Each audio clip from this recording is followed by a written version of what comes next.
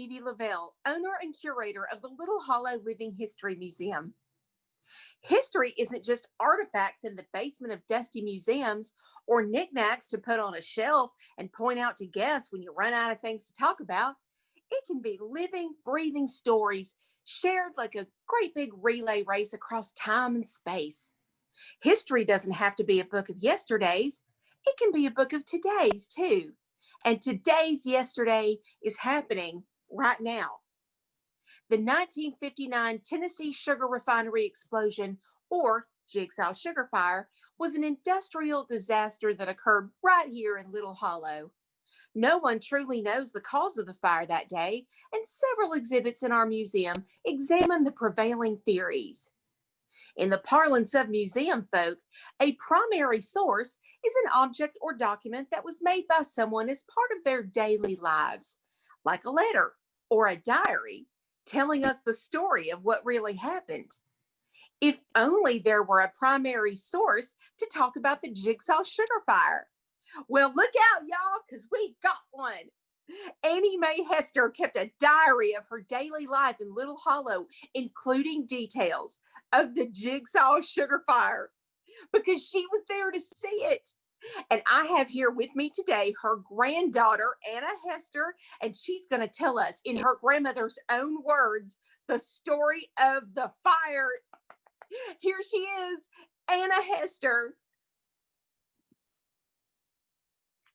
Yep. Thank you so much for agreeing to talk to us today in these, unprecedented times and all. I can't tell you how excited I am to be able to include your grandmother's story in our museum.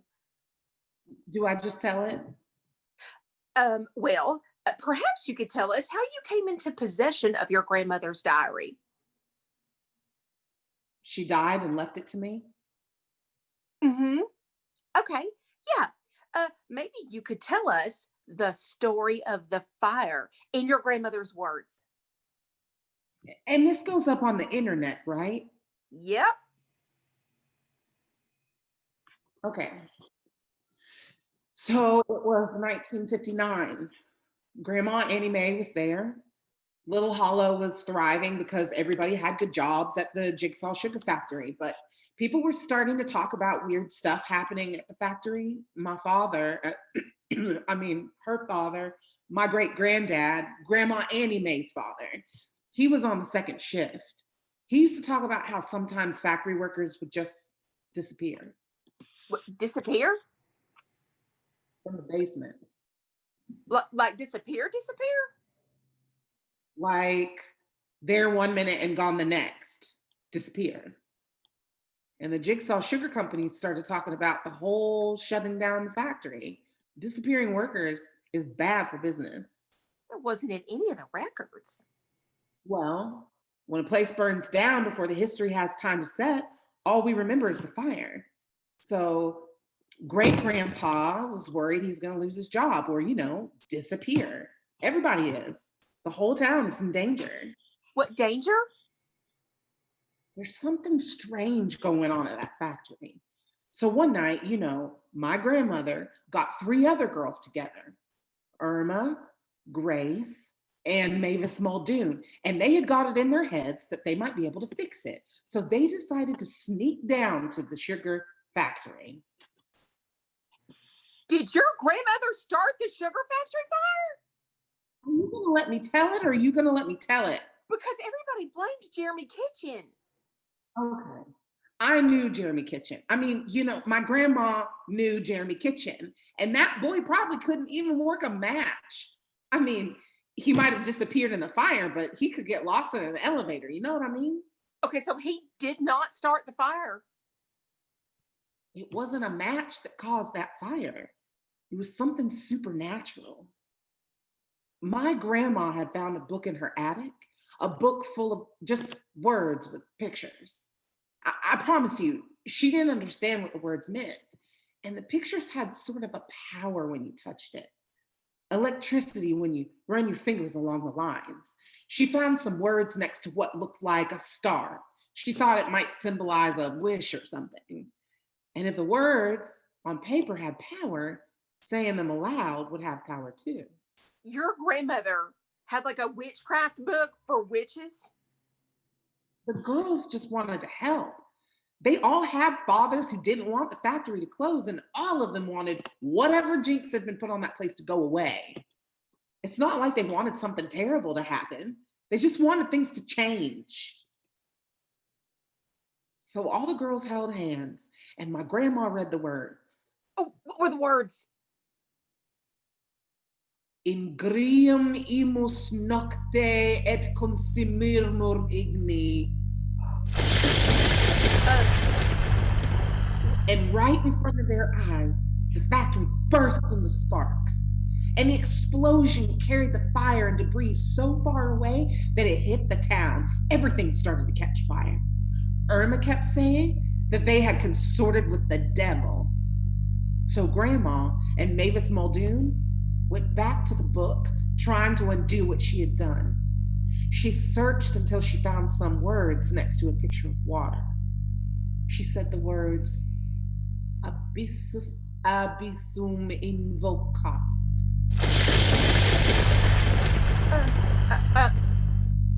But magic doesn't exactly undo magic, it just makes more magic. And that's when the lake exploded too. Put out the fire, but flooded the town.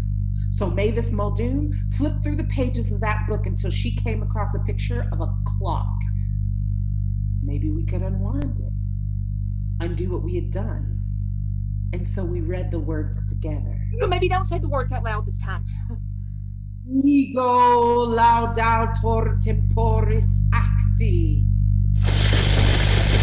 And suddenly, there was a pop, a hole in the world, a tear in reality, like a great big whirlpool. And in the blink of an eye, they were gone. Grace, Irma, Mavis Muldoon, and my grandmother, scattered across time and space. You're saying witchcraft caused the Jigsaw sugar fire? Yes. And the lake explosion? Yes. And then ripped a hole in reality that your grandmother and her friends got sucked into, scattering them across time and space. Well, that's the way I heard it. Wait, how'd you hear this story if she got scattered across time and space? How did she tell you any of this? Oh. She told my mom, and my mom told me. How'd she tell your mom? You know, the diary. She wrote all that down in her diary as it was happening and right before she got sucked into a time vortex. Yeah. It's you, isn't it? Who's me? You are your grandmother. Let me get this straight. You think I'm not me, but only pretending to be me because I'm really my grandmother who accidentally time traveled here after a witchcraft accident in 1959? Well, Oh, you zazzled. what? It's noon somewhere, and these are hard times. I'm not judging. I am not zazzled. If I was a time traveling grandmother, why would I risk being caught? Well, Little Hollow has a strange and horrible history. You can't go anywhere without standing on somebody's bones or getting tangled up with ghosts. It's like we've got something uncanny around every corner. yes, exactly. Thinking I'm a magic time traveler? That's a little bit unbelievable, don't you think? Yes. Yes, of course it is. I'm sorry. No apology necessary. I'm sure running a museum is a stressful job. Well, thank you. Yes, it is. If I was a time traveler, the only reason I'd tell you that story is because I knew you were putting this up on the internet. If me and my friends got scattered across time and space by some witchcraft that went sideways, for example, and I didn't know where any of them landed and I wasn't sure how to get a message to them, I might try to use somebody's online internet museum as a way of putting a message in a bottle. I might say, Dear Irma, Dear Grace, Dear Mavis Muldoon, if you see this somehow, I go to our spot in the woods every Tuesday from 2 to 4. You know the spot. I'm still looking for you. If you're out there and you see this, no matter when you are, come find me. I miss all of you. I keep hoping that eventually I'll catch up to y'all wherever y'all ended up, or you'll catch up to me. Please meet me in the woods so we can keep moving forward together.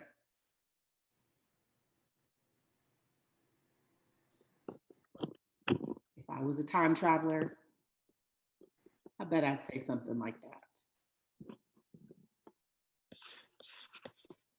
Okay, well, thank you for having me. Good luck with the museum.